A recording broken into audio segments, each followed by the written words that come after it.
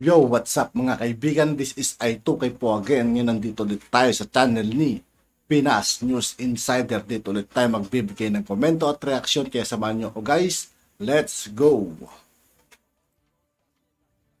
Samantala naman, haharap mamaya sa pulong balitaan ng isang kinatawan mula sa Department of Foreign Affairs upang magbigay ng mga detalye pahinggil sa susunod na biyahe ni Pangulong Ferdinand Marcos Jr. sa labas ng bansa. Ito ay ang kanyang state visit ng punong ehekutibo sa People's Republic of China na naka-schedule na sa darating niyan na buwan ng Enero 3 hanggang 6. Inaasahan na haharap sa pre-departure briefing kaugnayan sa kanyang biyahe patungong China si Pangulong Marcos Jr. at kasama si Department of Foreign Affairs Assistant Secretary for Asian and Pacific Affairs Nathaniel Imperial. Nang nagdaang buwan, inimbitahan din ni Chinese President Xi Jinping si Pangulong Marcos upang bumisita doon sa China para sa isang state visit nga. Wala pa namang inilalabas na impormasyon ng mga kinaukulan patungkol sa posibleng mapag-uusapan ng dalawang leaders. Subalit may mga naging pahayag na sa nakaraan ang Chief Executive na umaasa siya na mapag-uusapan nila ng Chinese leader ang issue pahinggil sa West Philippine Sea. Samantala, maganda umano ang taong 2022 para sa Department of Human Settlement and Urban Development kung saan ay ito'y kung pag-uusapan daw yung groundwork para sa pambansang pabahay program para sa mga Pilipino. Sinabi ni Housing Undersecretary Avelino Tolentino III na umasa silang magtutuloy-tuloy ang magandang arangkada ng pabahay project ng Administrasyong Marcos.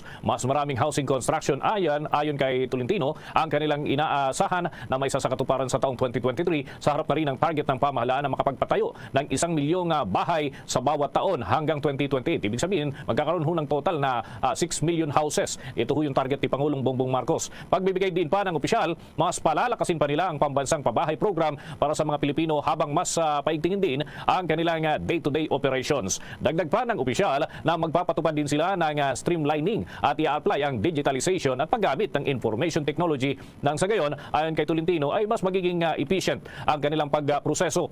Ito ay para sa mga dokumento doon sa pabahay kung kanino mapupunta sapagkat iniiwasan na magkaroon ng mga pag-aaksaya dito sa pondo lalo't may ilang mga sinasabi o tinatawag na professional squatters titira sa lungsod ng Makati at magpaparelocate sa labas ng Metro Manila. Susunod na mga buwan, nandun na naman sa ibang bahagi ng Metro Manila at gustong mag-avail ng naturang mga pabahay project na kinakailangan umanong bantayan ang naturang project ng gobyerno. Ang dami mo nang nagawa para sa bayan, aking Pangulong Bongbong Marcos Jr. Ito ang naging komento na marami sa ating mga kababayan matapos di umanong ilabas ni Pangulong Bongbong Marcos Jr. ang kanyang mga nagawa sa loob lamang ng 100 days na kanyang panunungkulan bilang isang Pangulo ng Republika ng Pilipinas. Banat pa di umano na marami sa ating mga kababayan ay kahit pa di umano na hanggang ngayon ay pilit pa rin siyang ibinabagsak ng mga kalaban ay hindi pa rin di umano nagpapaawat si Pangulong Bongbong Marcos Jr. at kanya pa rin gagawin yung ginawa ang lahat na kanyang makakaya para lamang mas umunlad palalo ang ating mahal na bayan. Matatandaan kamakailan lamang din na nag-viral sa mundo ng social media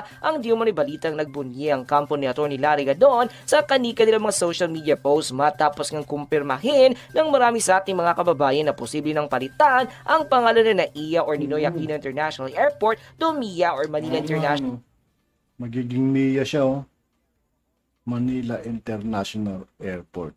Ayos, good news nga to guys. Airport. Ito ay eksklusibong balita na umani ng samot-saring komento sa mundo ng social media matapos umabot na sa mahigit sa 130,000 petition sign ang nalikom ng nasabing petisyon para palitan ang NAIA to Manila International Airport. Ito na nga daw di umano ang simula ng downfall ng mga Aquino at pagbabago ng bansang Pilipinas matapos daw lasunin ng mga oligarkong ito ang isipan at paniniwala ng marami sa ating mga kababayan. Kumpirmadong uuwi na nga ng luhaan ang mga Aquino matapos ng kumpirma ng change.org.ph na kumpirmadong malapit ng mapuno ang petition sign na kinampanya ng mas marami sa ating mga kababayan para palitan ang Ninoy Aquino International Airport or NAIA to Manila International Airport or MIA. Ito ang balitang gumulantang sa mga fanatiko ng Liberal Party matapos ang nasabing balita na maaari nang tanggalin ang pangalang Ninoy Aquino International Airport or NAIA bilang pambansang paliparan at ibalik sa orihinal na pangalan na walang iba kundi ang Manila International Airport or MIA. Dahil nga sa yung balitang ito ay tila nakapagmura sa kasiyahan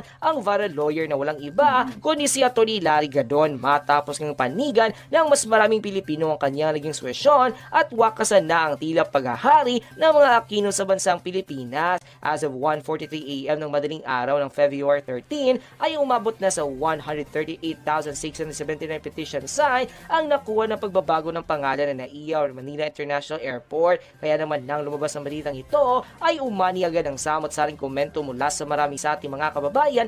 What a good news at long last. I do agree with Atty. Gadon about this matter. So what the President approval, mabuhay ang Pilipinas. Mahal ka namin Pangulong Bongbong Marcos Jr. Di ka namin pababayaan. Ang dasal namin ay nasa mabuti kang kalagayan. Our God, the Almighty is always with you. He will protect and guide you all the way through. Naman kay Coralina Chang, God bless Philippines and be great again. Babangon ang Pilipinas muli. Naman kay Michelle Blanco, bravo. Sana nga totoo na to. Pilipina o pilitan ng back to original name. That sounded a real brilliant music to my ears. Great job. Well done. Cheers. Ayon naman kay Trina Lascano, good job and best luck for everyone. Filipino will back the Manila International Airport soonest. And sa naging komento na ito na marami sa ating mga kababayan ay talaga naman na gustong-gusto na nga di mo nila na baguhin na ang pangalan ng ating pambansang paliparan na from NAIA or Ninoy Aquino International Airport to MIA or Manila International Airport kasi ayon di mo sa kanila, ayun naman daw talaga ang dapat na pangalan ng ating pambansang paliparan. Hindi daw di mo yung pangalan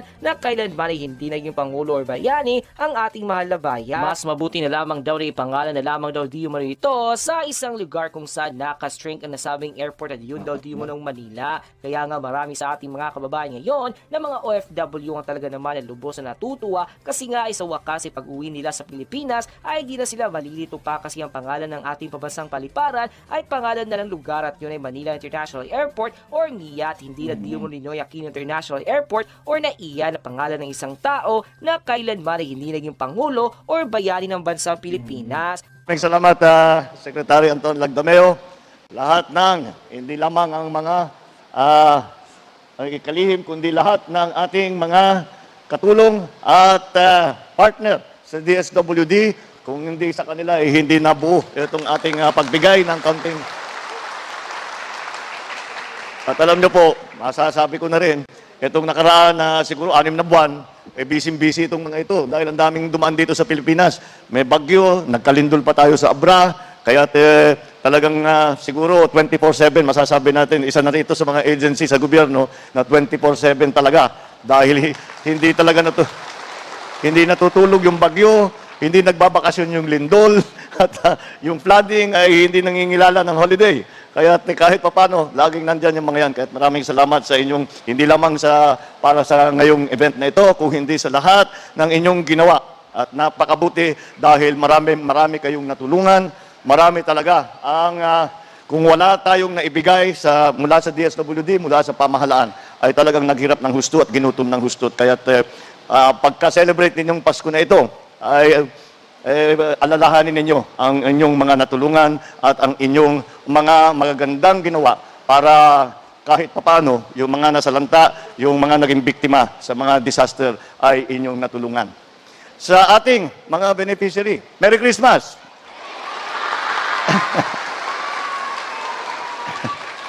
Alam niyo po, ay lagi kong sinasabing paulit-ulit, kako, Matagal na to. So, cut na lang natin dito, guys. Itong video na clip na to, matagal na to. Pero yung kanina, hindi natin alam. Basta news yun. Galing kay Pinas News Insider. Maraming salamat sa lahat ng patuloy na sumusuporta. Muli, ako po si Aito K ng Sundalo ng Tunggalo at 811. Yeah, peace out.